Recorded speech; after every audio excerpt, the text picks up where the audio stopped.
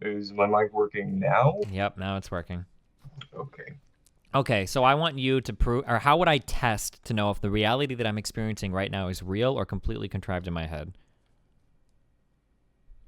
I mean, you just have to start asking questions in terms of Bayesian priors. So How could I I ever don't give me examples? I understand Bayesian priors and updating your priors. How could I ever do this to figure out if my reality is real or if I'm just yeah, well, you could inventing in never my head? figure out if it was real, That's but you my could whole still. point. But you were saying that you can't even talk about that in terms of probabilities. Because you You can't. Okay, well, appear, tell me how you. but Okay, so you here's this. can, but Let's you let's. might argue about whether or not those probabilities are Okay, founded on safe okay, ground all in the right. first I'm place. okay. We're That's the we're first going thing I big. said to you. I want to know what your prior is here on whether or not reality exists. Tell me how you get from 0 to 100%. I would love to know this. Well, I would never get it from 0 or 100% because I don't think that that's intellectually honest. I don't think you can end up with priors that are at 0 or 100 because that means that no new data could ever change your mind. Well, I thought the point is you have a prior and then you update that prior with more information. Right. So you could maybe, if you wanted to be totally unbiased, you could say something like it's 50-50, Okay. then start looking out at the world and evaluate based on Bayes' How theorem could whether or any not it shifts your prior. observation, but how could any observation tell you one way or the other that I'm experiencing reality versus I'm inventing reality? You could ask, let's see if I can think of like a hypothetical. What would the world have to be like in order to keep a consistent, perfect illusion of everything that's going on and still have everything comport and be able to say agree with other agents out in the world? I think that'd be a pertinent piece of. Nothing. There's nothing because I can't even know if my memory is technically true. I have no way of testing that.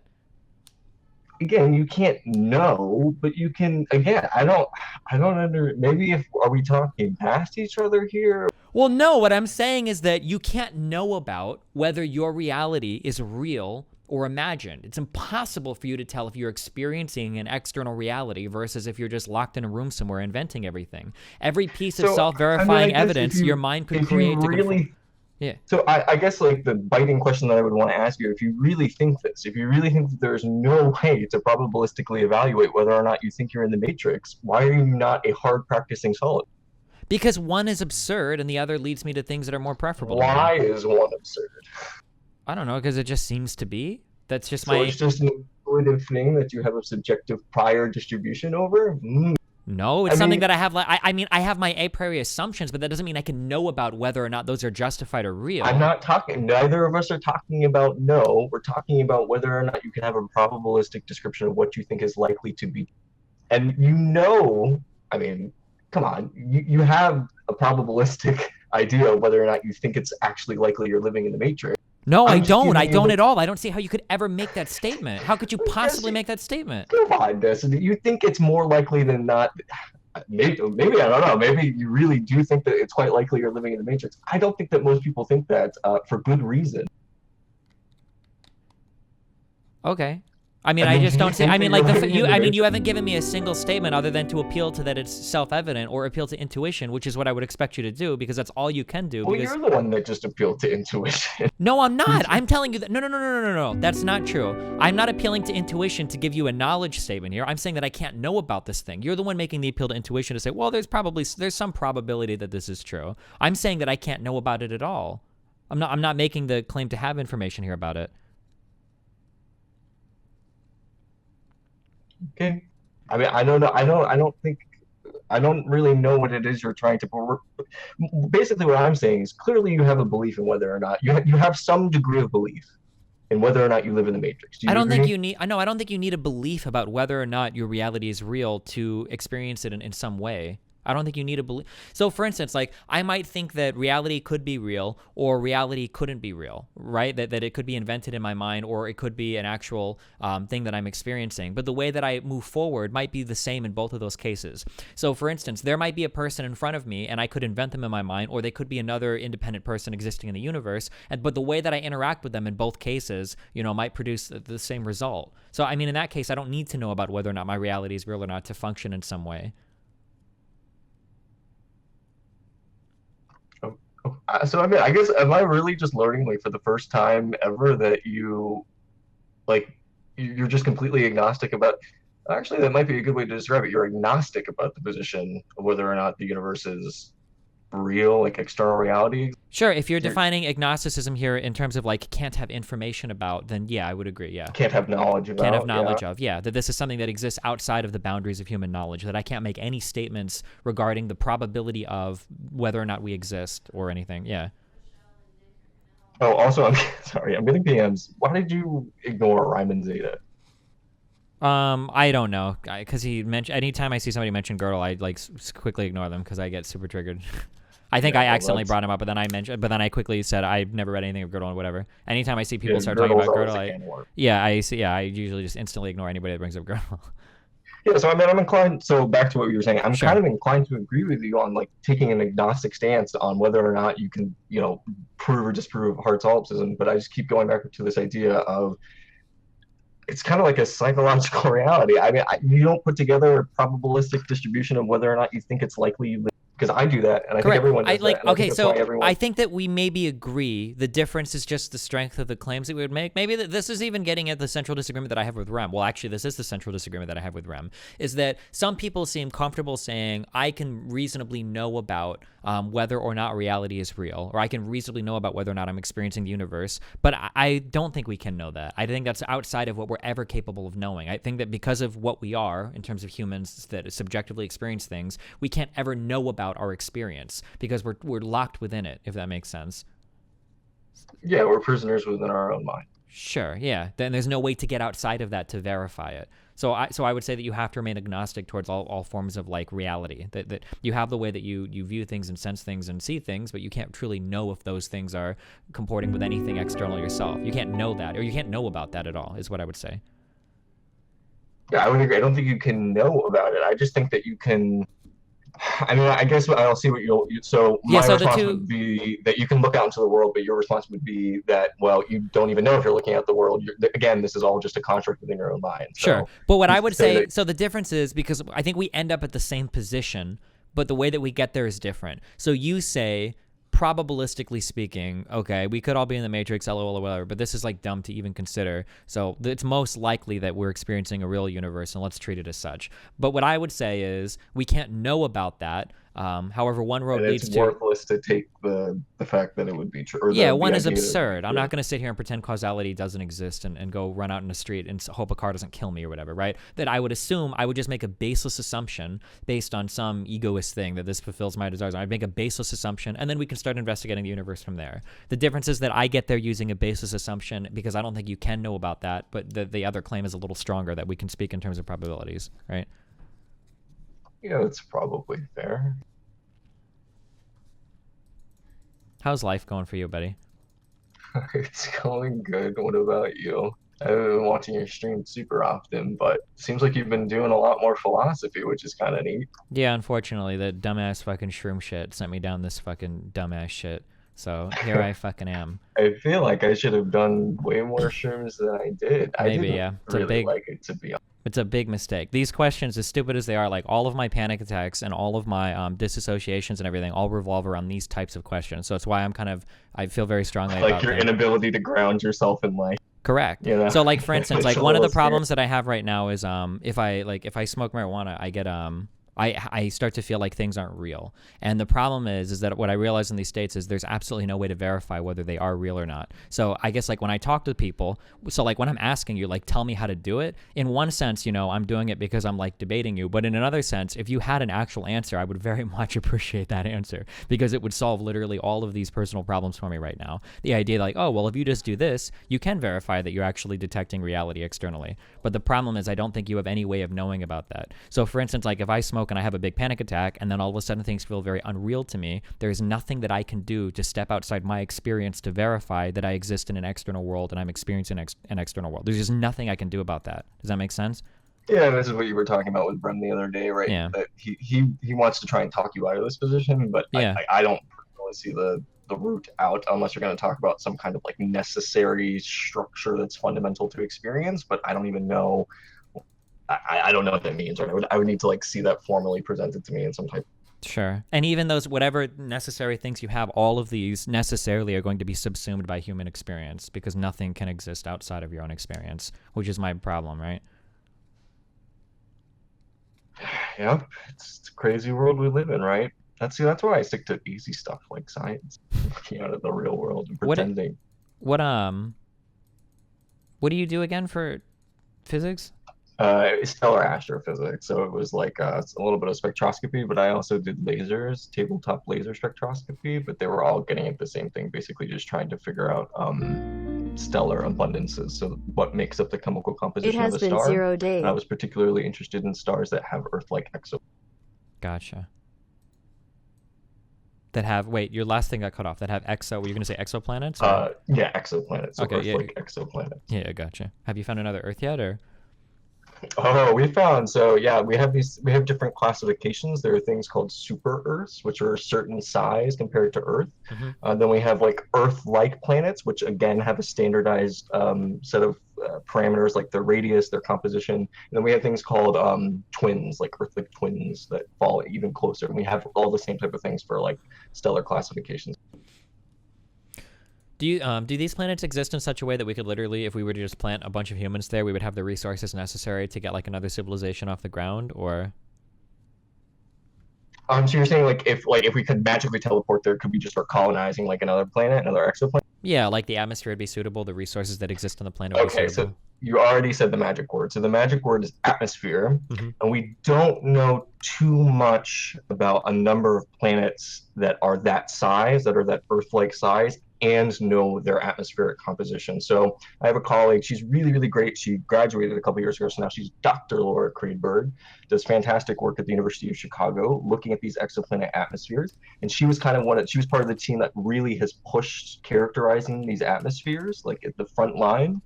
The problem is that we need better technology. So there's this thing called the JWST, the James Webb Space Telescope, and once that goes up, it keeps getting pushed back. It should have launched already, but once that actually does launch, we'll be able to get much, much more finer detailed data about the compositions of these exoplanet atmospheres. So we'll figure out precisely what they're made of. We can maybe even find out if they house life by looking at whether or not there are biomarkers in the atmosphere, so different chemical compounds that we know only come about through uh, metabolic pathways Yeah, of some I think kind. So that's going to oxygen be is one of really those, right? exciting. Like if you see oxygen, that heavily implies the existence of some sort of life on the planet. No, no, so No? that's not, no, oxygen is not one of them because there's a lot of abiotic processes that can actually get you large amounts of oxygen in your atmosphere. That used to be a thing Oh, that was taught in the textbooks, but yeah, as always, it's always not so simple. gotcha. Well, Yeah, it's going to be really neat once we get JWST up. Once we get JWST up, that's going to get some really cool data. I mean, basically, if you're on the team that finds those biomarkers, instant Nobel Prize. yeah.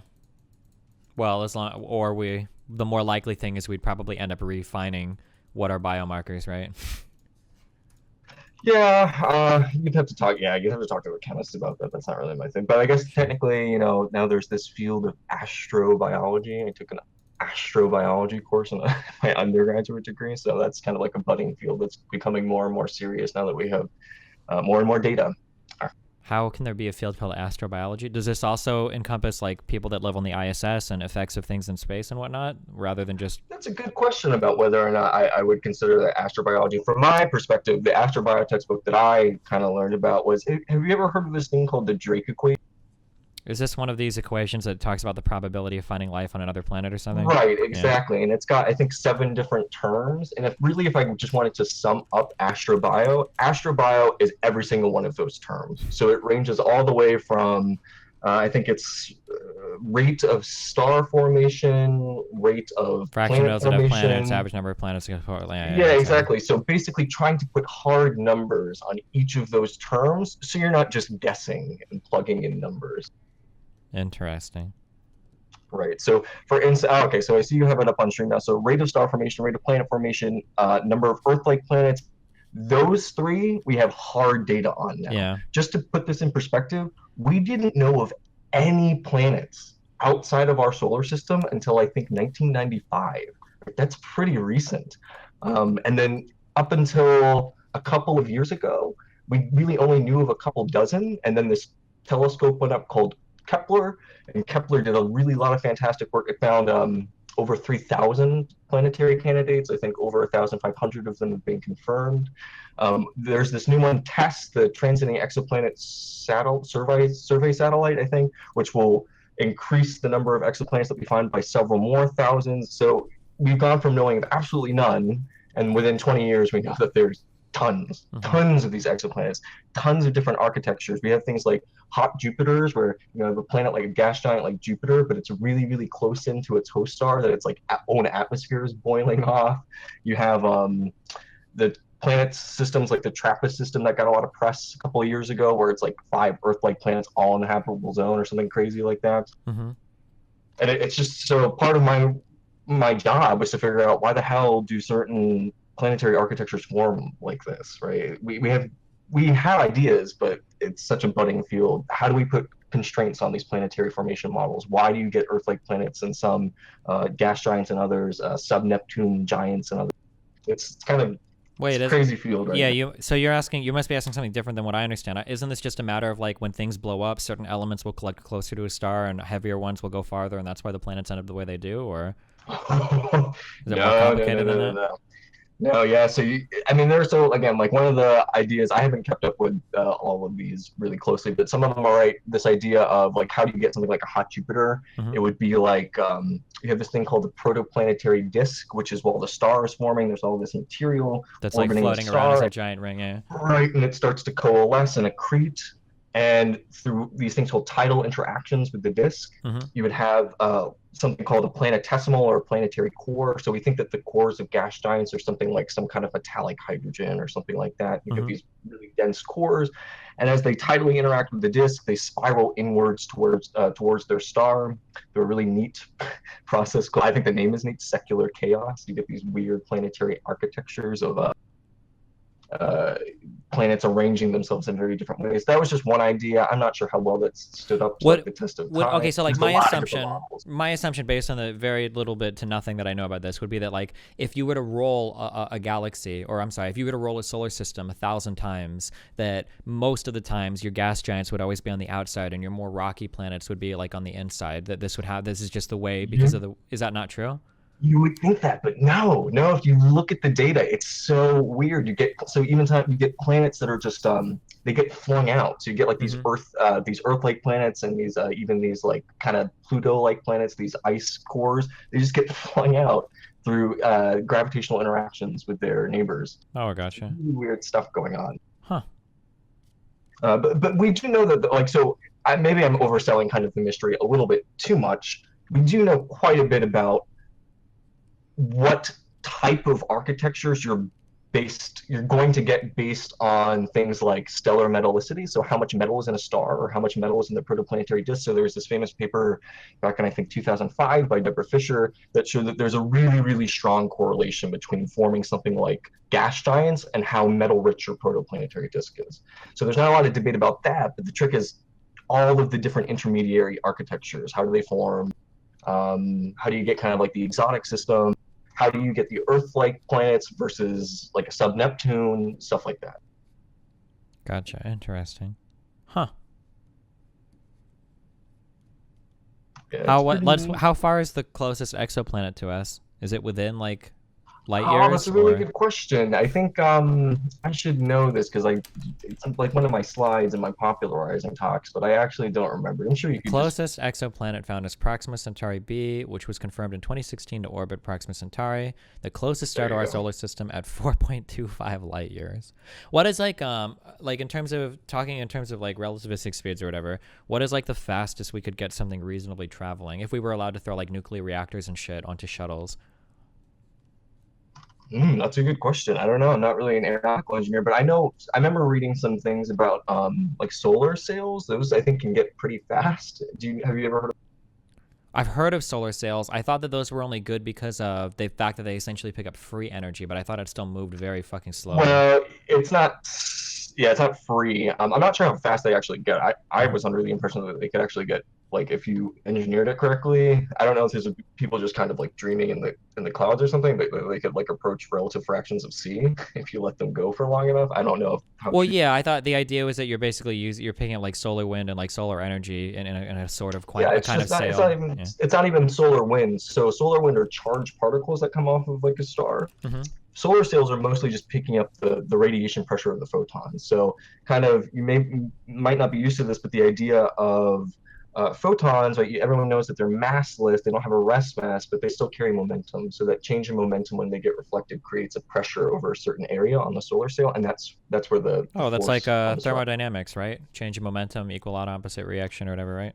Or Not no? not quite thermodynamics, but it is. So it's Newton's second law. It's just written in a funny way that most people probably haven't seen. Everyone's used to F equals ma, but Mm-hmm. right, if you allow mass to be constant and you pull it in the derivative, you get dv dt is acceleration. You pull in the m, it becomes dp dt. So it forces a change.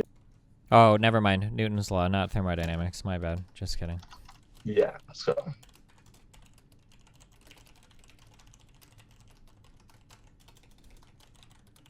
So have you had any more autism-inducing conversations about quantum mechanics? Because I know Not that's like a recently. dime a dozen. When somebody talks about like approaching like being able to use something to get to like probabilistic speeds, are we talking like point 0.1 or I'm sorry, are we talking like 0.1 c like 10%, 20%, or are we talking like 0.0001%? Like No, so for me, if I'm saying like an appreciable fraction of C, I'm talking about anywhere from like 0.1, 0.2, 0.3, something like. percentage wise is or like of where 1 is Yeah, 100? percentage wise. So like Oh, 10%, point. 20%, 30% the speed. I mean, you Oh have to yeah, okay, imagine okay, like okay, okay, 10%, gotcha. 30% the speed. Like that's really, That's really really fucking fucking fast. fast. Yeah, sure. Yeah. Someone asked me, did I hear the Sean Carroll podcast on quantum mechanics? I think he has a couple, but he did one. I know the one that Destiny was talking about the other day was the Carlo Rovelli one. Um, I think he was talking more about loop quantum gravity. My problem was that I was talking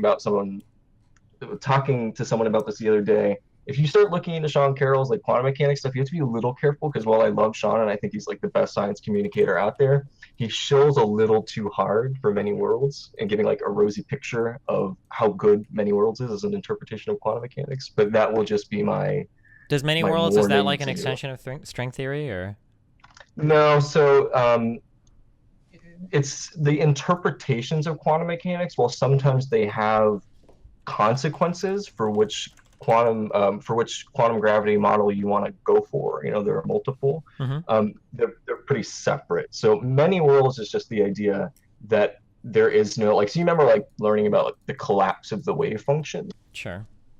So many worlds just said no, stop talking about a collapse of the wave function. There is no collapse of the wave function. There are quantum states and they evolve according to the Schrodinger equation, and you yourself are an aggregate of quantum mechanical systems. So you also obey the laws of quantum mechanics. So you also just evolve along according to the Schrodinger equation. Um, Problem is that leads you to this idea of Schrodinger's cat, where you should see macroscopic superpositions, but we never see macroscopic superpositions. And there are different ways of trying to explain that away. So is this like Another, if you believe in many worlds, does that mean that you're saying that like 10 to the like 70 universes are being created like every single instance or whatever as that's right.